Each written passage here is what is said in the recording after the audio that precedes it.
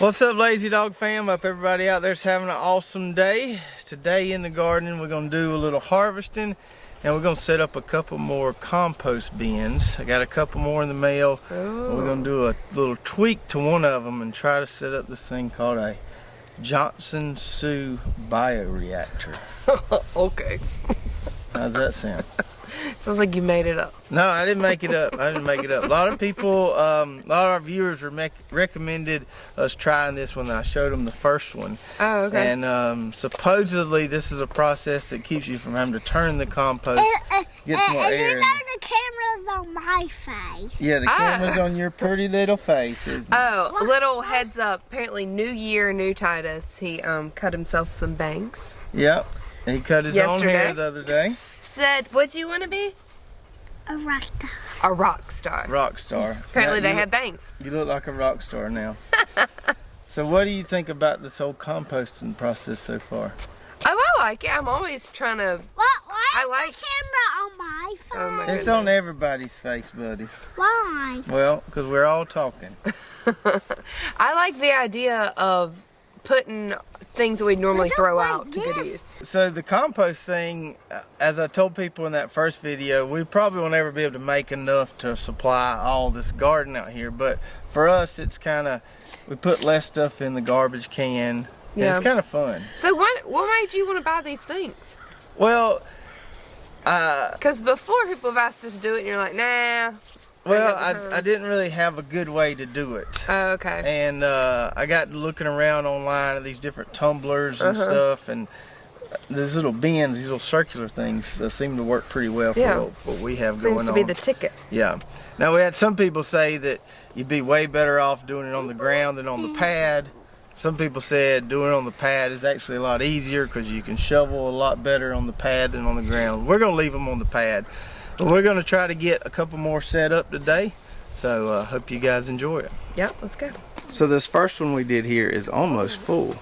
Yeah. We've been putting a lot of stuff in it. We put some a lot of Christmas grapefruits from Brooklyn's mom's backyard that were kind of going bad. Put a lot of scraps from the garden in there.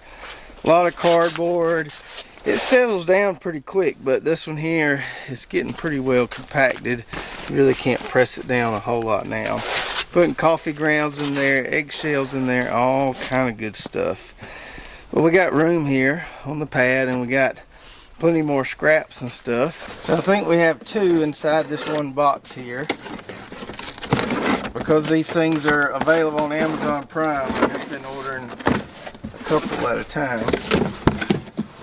There we go. And now I get all excited when we get boxes in the mail because we can put stuff like that in there. I saw somebody say you need to take this tape off before you put it in there. Yeah, I probably do. I probably do. Some people said also to shred this up a little bit. That's what I was thinking too, that we might not be. Maybe that's why it's so... Yeah, but sometimes when they're a hole like this, it does make it easier to smush things down. Look at there. Look at that one. That one came with some little claw gloves.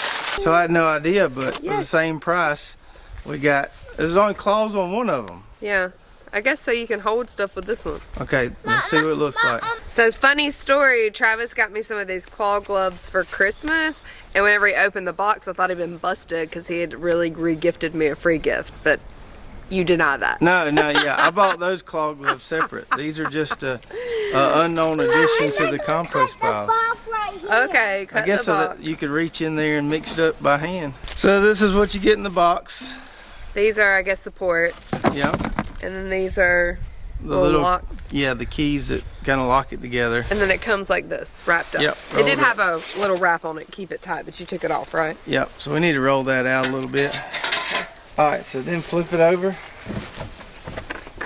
Oh. And then lay it down like this. Okay. Pull back on it a little bit. Okay, so you did this by yourself the first time, clearly, because I wasn't here, right? Me and the boys did it. Oh, okay. All right, so roll your side to me here. So this part goes down into here. Yep.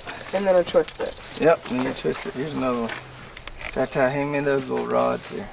I got to put a lot of trash in this one Yeah, we're gonna put a lot of stuff in here. now? Okay. Okay. So that's really neat. So like, I mean, you could make it Yeah, any size. and you could actually connect 3 or 4 of them together make it bigger. if you wanted to and make a real big one. Oh, woo. Okay, so we got it together. Let's bring it over here, honey. Yeah, let's put this one in the back. You probably would have rearranged these differently if you knew you were getting more. Yeah, I jumped the gun on the placement of this first one here. Yeah. You want me to push it so it's like... Yeah, that'll be good. Put it towards the edge, because a lot of people said if you put it towards the edge, then the worms can crawl in there from the dirt and everything. So the modification we're going to do with this one and the next few we put on this pad, we're trying to make what they call a Johnson Su Bioreactor. Evidently a professor, I think New Mexico State University, came up with this. Supposedly a way to make compost without having to turn it, and it's fungal dominated, and it's just really good stuff. So we're going to give it a try. So there's lots of different ways. I've seen people making these online. Some people make them with fencing, like a cattle panel. They wrap it in a circle and line it with landscape fabric, all this stuff. But I think these Geobins are easier way to do it. And then we'll just put a pipe in the middle. The other ones I saw online, they had to build some kind of frame within the compost bin to keep the pipes upright and in place. But I think I've got a big enough pipe here. I won't have to do that, and we can just put one pipe in the center. So we got to cut this pipe. We got to drill a bunch of little holes in it. We don't need the pipe to be any taller than this. So I got a 10-foot piece of pipe. I think I can cut it in 3 equal pieces and put one in the center here. We'll put some stuff around it to kind of keep it upright. That's the trick. And supposedly all the airflow into the pipe there going into the compost keeps you from having to turn it. We'll see if it really works or not. But there's a lot of people out there doing it and saying that it works pretty good.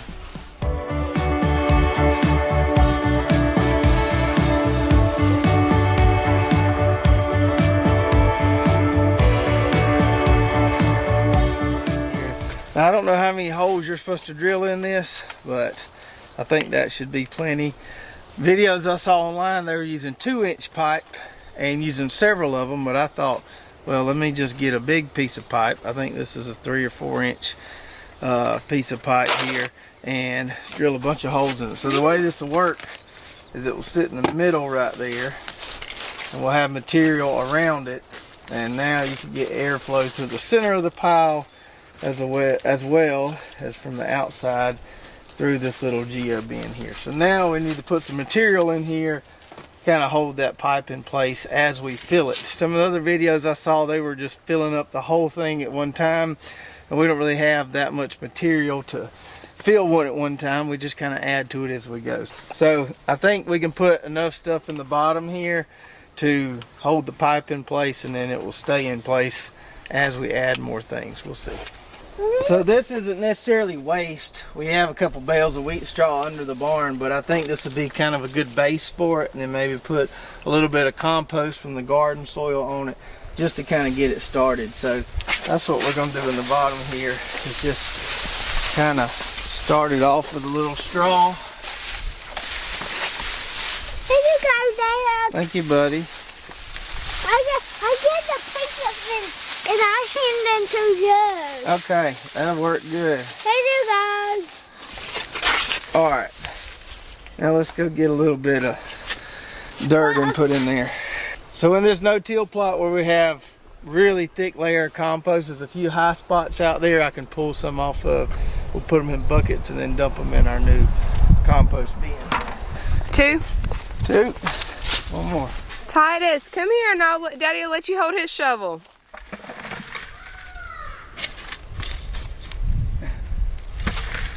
Got some compost from the garden. We're going to put this in here. Hopefully kind of stabilize everything. Help get it going.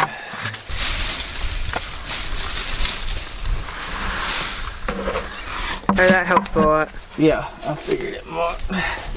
I was worried you were just winging it. Alright, now pipe's in there good. Now we should be able to add other stuff and not go anywhere. Yeah. So now we got to look for things to add to it. Well, we've got all these old English pea vines here. Need to be pulled up anyway, so that'll be a good first addition. So we're gonna get those up, throw those in there. So is it important not to get the weeds? I don't think in this case the weeds are gonna matter that much. So we're hoping to get it hot enough to where the weed seeds in there will die anyway. Okay, you want my help? Yeah.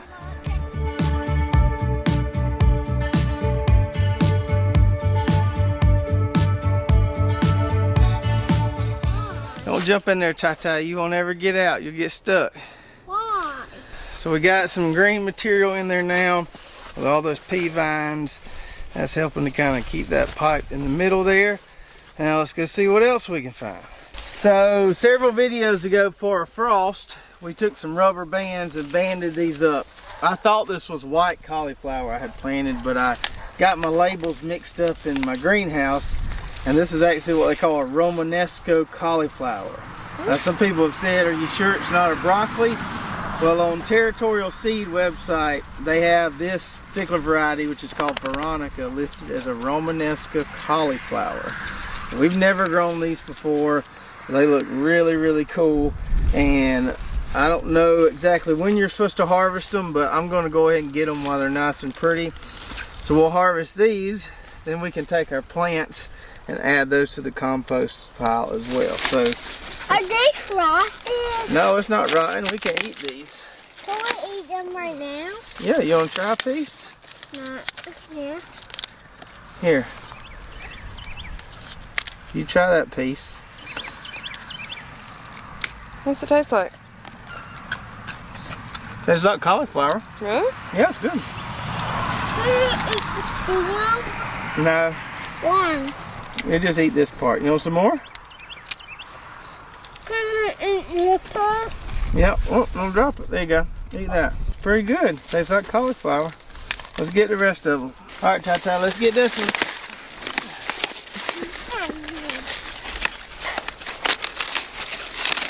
Here. Go put it in the basket. You got a mouthful of cauliflower? Yeah, here's another one. Is that too much cauliflower?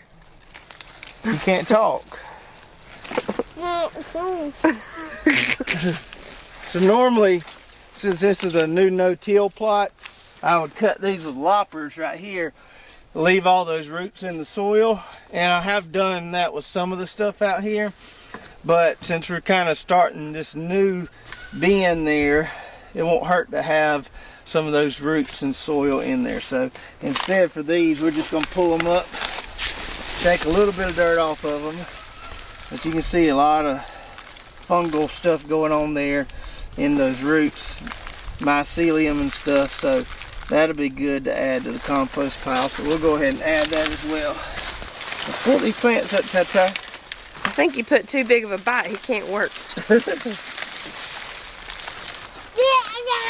Oh, that's a big one. Shake it off.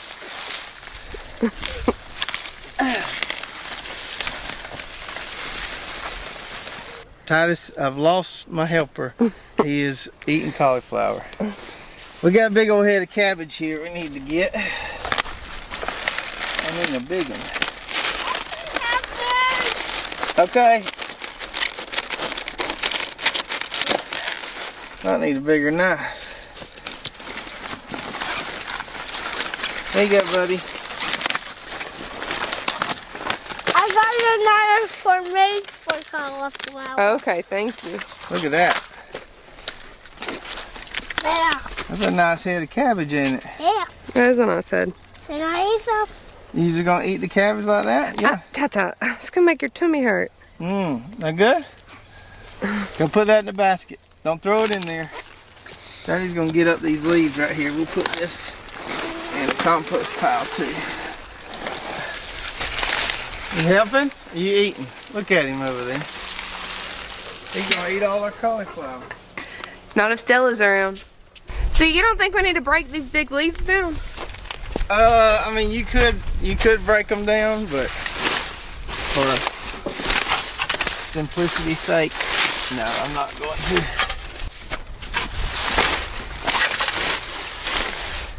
I'm going. Well, You better watch out.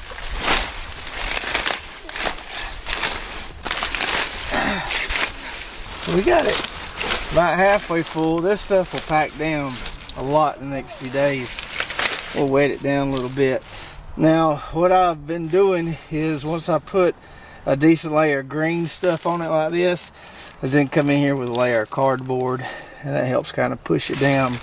Try to alternate kind of green and brown a little bit.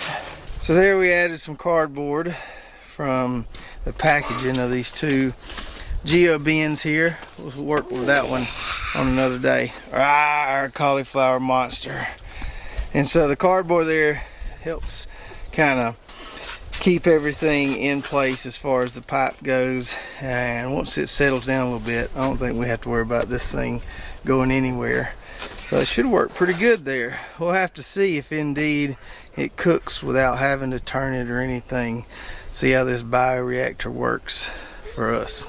So you saw some of the things we're adding to these compost bins to kind of get them going. Hopefully get things composting and cooking a little bit. A few more things we're going to be adding. I'm thinking about contacting a local coffee shop down here. We've been putting our coffee grains in there, but we don't have a whole lot. Yeah, we don't use the pot, so. Yeah, so maybe getting some from there. Also, we've got some buddies about an hour from here that have a brewery called Georgia Beer Company, and they have the spent grains from their brewing process. And I think that would be really, really good for the Geobin. So we'll add some of that. We also know another guy that's got a distillery up the road, and he may have some grains and stuff we can use as well. So we're just going to kind of find what we can add in there, and even if we just make a little bit of compost, we will have had fun doing it. So I asked Travis earlier, I said, why do we use that straw instead of using the peas? And just because I'm sure people will watch it and be like, wait, why'd you use that straw? But you said it's because you didn't know you'd have enough peas. Right, and I thought the straw would pack in tightly in the bottom there to hold the pipe up right. Yeah, just wanted to clear it up. Yeah, in so case some of the everybody's things I did was basically to keep from having to build the frame to keep the pipe up right, like I saw in a lot of other videos. Yeah. That seemed like a little bit of a time-consuming process, but I think if we stacked it in there and packed it in there right, the pipe's not going to go anywhere, and we can keep it in the middle. And one little follow-up I wanted to make on the last video I did talking about that mustard cover crop and all the good benefits of that. I was on the phone earlier today with the guy who I'll be getting my seed potatoes from, or some of the seed potatoes from, and I was talking to him about the process of growing a mustard cover crop prior to planting potatoes, and he said they've been doing that up there in Maine for years. Oh, I'm joking, like, it's not, you didn't come up with it. No, and I never professed to come up with it. I know. I read a lot of articles and stuff, but he was telling me about it, and they've been doing it for years. They do organic seed potato production, and he said there's actually been several universities that have come up there and used their farms as case study grounds to write the research on it, and he said there's a lot of potato farmers that are doing it. So if you think I'm silly for doing the mustard, no, you got some reason that he's not. Yeah, I'm not the only one, evidently.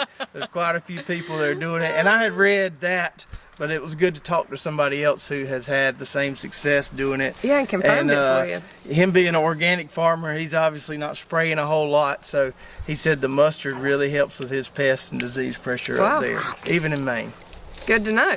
Titus has eaten every bit of cauliflower we picked. Cabbage, cauliflower, you're just being a veggie monster, aren't you? I mean, he got those bangs, y'all. He can clearly do anything. Now you're a rock star veggie monster.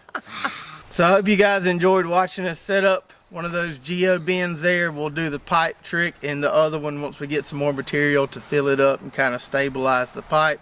But as you've seen, it's really, really easy to set up. You can probably put one just about anywhere. We'll put an Amazon link below. We'll put an Amazon link below so you can go check one out, grab one if you want to. And it appears that the new ones, or they have recently started sending the gloves in there. The gloves. You get one claw glove and one regular glove. I'm still not convinced that you didn't get that for free and wrap it up for me. I promise I didn't. Because I ordered the claw gloves you got from a different website. They I didn't look order them from identical. Amazon. Yeah, but they are the same gloves. Anyway, nice little bonus there. Yeah. one claw glove, one regular glove. If you haven't already, go check out our website, lazydogfarm.com, where we've got some merch, recommended products, recipes, and our affiliates page where you can see coupons for some of the companies that we use in our gardens. Yep. If you did enjoy this video, make sure to subscribe, hit that bell button, like, and share, and we'll see you next time right here at Lazy Dog Farm. Well, bye. Say bye. Bye-bye. Oh, farewell. By the beauty of your life.